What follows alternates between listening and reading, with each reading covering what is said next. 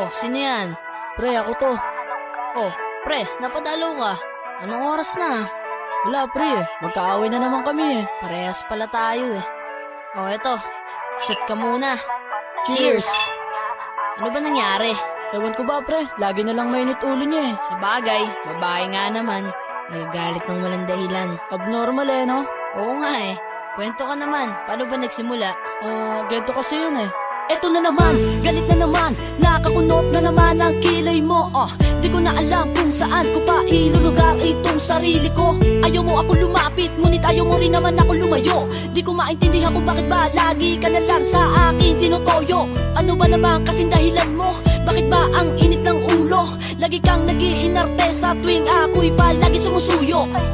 Laging tamang hinala, kahit mali na ang akala. Pero kahit na ganyan ka, di pa rin ako magsasawang mahalin ka. Kahit na paulit-ulit mo sinasakal ng literal, di pa rin ako bibitaw kahit tadyakan mo o pagsasapakin pa pagmumukha ko. Dinaig mo pa tatay ko, lintik mo kong gulpihin. Kulang na lang tagain mo ko at sa munggoya ko'y paluhurin. O Diyos ko, ano ba naman to? Bakit nyo ba kasi ako binihiyaan? Tinupad nyo nga ang hiling ko. Bakit binigay nyo ay baliw na kasintahan? Pero kahit na ganon, salamat pa rin dahil sa akin nyo siya binigay. Mag-aaway lang po kami, pero huwag nyo na asahan kami mag-iiwalay. Iintindihin pa rin kita kahit ang hirap ng pakisamahan ng ugali mo. Mga desisyon mong pabago-bago na lang. Minsan nga kahit ikaw na ang mali, ako pa rin ang nagpapasensya para lang tayo'y magbate.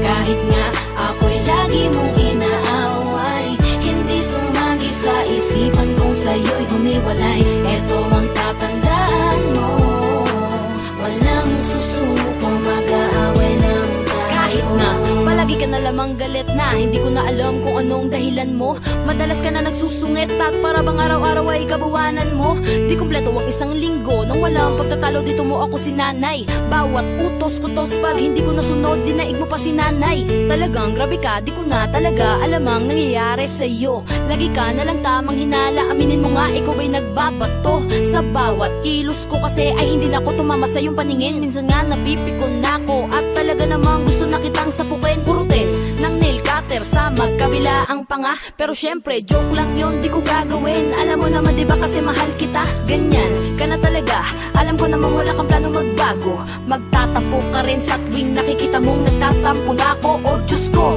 ano ba naman to? Bakit yung ba kasi ako binihiyaan? Tinupad nyo nga ang hiling ko. Bakit binigay nyo ay balo na kasintahan? Pero kahit na ganon, salamat pa rin dahil sa akin nyo siya binigay. Mag-aaway lang po kami, pero huwag nyo nakasahan kami maghihiwalay.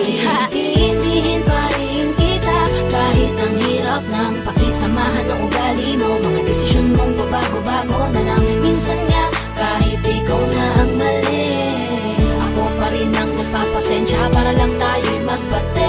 Kahit nga ako'y lagi mong inaaway, hindi sumagi sa isipan kong sa'yo'y humiwalay. Eto ang tatandaan mo, walang susuko, mag-aaway lang tayo. Pero alam mo pre, kahit pa siguro araw-araw kami mag-away, isa lang mapapangako ko, hindi kami maghihiwalay nun. Kami rin eh, kahit Kahit pa siguro, pilit-pilitin ko na maglambing at makabawi. Hindi pa rin siya kumakalma, talagang galit niya di magawang mapawi. Minsan nga, nung may nag-text sa'kin, di ko naman talaga kilala. Di man lang siya nagtanong at agad-agad niya na lang pinagmumura. May sampal tadyak, suntok sa bunot at kinurot-kurot niya pa. Ang sakit niya magmahal mo, dumating na nga sa point na di ako makahinga. Kahit may pagka-brutal ang pagmamahal niya, di ko siya pagpapalit.